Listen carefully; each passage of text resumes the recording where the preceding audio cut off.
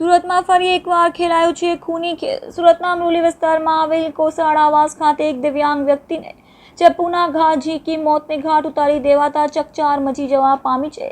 બે ઇસમોએ આ દિવ્યાંગ યુવકને ચપ્પુના ઘા ઝીંકી દીધા હતા। જો કે સારવાર દરમિયાન યુવાનનું મોત નિપજતા અમરોલી પોલીસે હત્યાનો ગુનો નોંધી હત્યારા અને બે ઇસમોને ઝડપી પાડી કાયદેસરની કાર્યવાહી હાથ ધરી છે। સુરતના અમરોલી વિસ્તારમાં ગત રાત્રે ખૂની ખેલ ખેલાયો છે।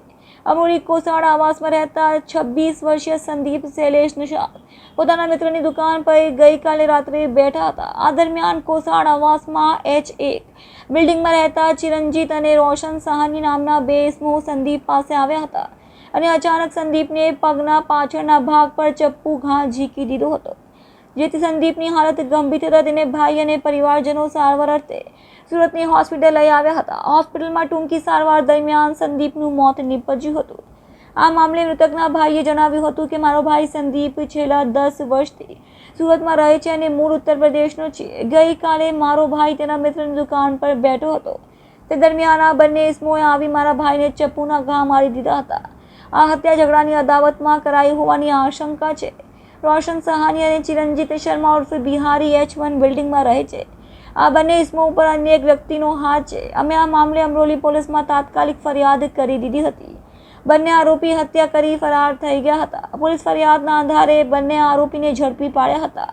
ઉલ્લેખનીય છે કે મૃતક સંદીપ નિષાદ દિવ્યાંગ છે। 4 વર્ષ પહેલા ટ્રેન અકસ્માતમાં સંદીપનો હાથ કપાઈ ગયો હતો। હાલ રિક્ષા ભાડે ફેરવી પરિવારનું ગુજરાન ચલાવતો હતો।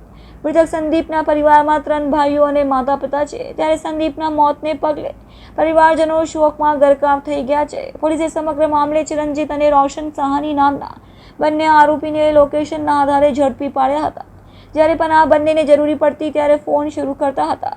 આમ પોલીસ લોકેશનથી પીછો કરતા આરોપી સુધી પહોંચી ગઈ હતા। હાલ બંનેની ધરપકડ કરી કાયદેસરની કાર્યવાહી હાથ ધરી છે।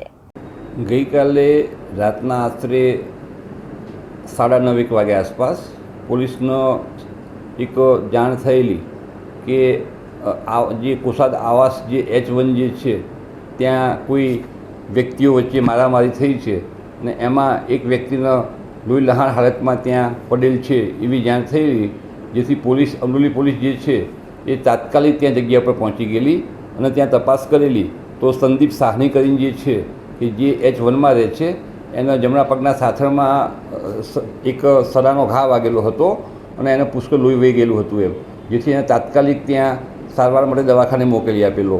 તો ત્યાંથી જે એને ત્યાં સારવારથી પહોંચે એ પહેલાં જ એનું ત્યાં રસ્તામાં મરણ થયેલું અને પોલીસે આ બાબતે જે મરણ જનાર જે છે એ બાબતે ફરિયાદ લઈ અને જે મારવાવાળા જે હતા એ ચિરંજીત શર્મા છે અને રોશન સાહની કરીને છે। આ બે જે છે એ મરણ જનાર અને આરોપીઓ એ અગાઉ એમ્બ્રોઇડરીમાં સાથે કામ કરતા હતા એમ, એટલે એ રીતે એકબીજાના મિત્રો હતા અને એ પછી છેલ્લા ઘણા સમયથી આ જે હાલના જે બે આરોપીઓ જે છે એમને જે આ મરણ જનાર જે છે એની સાથે બોલવાનું ઓછું કરી નાખેલું, મિત્રતા ઓછી કરી નાખેલી એમ, એના કારણે આ જે મરણ જનાર સંદીપ અને આરોપીઓ જે છે એમના વચ્ચે અવારનવાર નાના ઝઘડા અને બોલાચાલી થતી હતી એમ। એમાં ગઈકાલે આ જે બંને આરોપીઓ જે છે એ ત્યાંથી ચા પી અને ત્યાંથી નીકળેલા જે સર્વિસ સ્ટેશનની પાસેથી એ વખતે આ જે સંદીપ ત્યાં બેઠેલો હતો એ વખતે આ કામના બંને આરોપીઓ ભેગા થઈ અને જે ચિરંજીત છે એને એની પાસેથી જે સરી હતી એનાથી મરણ જનારનો ઈજા કરી અને એનું મોત નિપજાવેલ છે।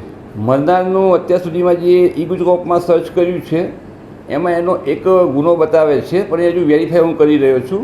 એમાં એક રાયોટિંગનો ગુનો છે 2018નો, એમાં સરકાર તરફે ફરિયાદ છે અને 2018 વખતે એક એમાં એનું એક નામ છે આરોપી તરીકે મરણ જનારનું એમ। એ ગુનો કર્યા પછી તાત્કાલિક અહીંયાથી રિક્ષામાં બેસી અને સુરત રેલવે સ્ટેશન જતા રહેલા અને ત્યાંથી એ કોઈ પણ ભોગે સુરત છોડી દેવા માગતા હતા, પણ આ બાબતની ઉપરી અધિકારીઓને જાણ કરવામાં આવતા અમારા જોન સાહેબ તાત્કાલિક ત્યાં બનાવવાળી જગ્યા ઉપર આવી ગયેલા અને અમને અને પોલીસના માણસોને જરૂરી ગાઈડન્સ અને બ્રીફિંગ કરેલું, અલગ અલગ ટીમો બનાવેલી, જેથી આ કામના જે બંને આરોપીઓ જે છે એમને બરોડાથી આપણને મળી આવેલા એમ। ઘટના બની છે લગભગ 9 વાગ્યા આસપાસ અને એ પછી આ બંને આરોપીઓ સુરત છોડી અને બરોડા ત્યાં પહોંચી ગયેલા હતા એમ।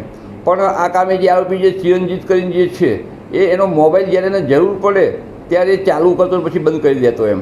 એના આધારે પોલીસે એનું જે લોકેશન એ મેળવી અને તાત્કાલિક ત્યાં પહોંચી જઈ અને બંને આરોપીઓને ડિટેન કરી દીધેલ છે આપણે એમ.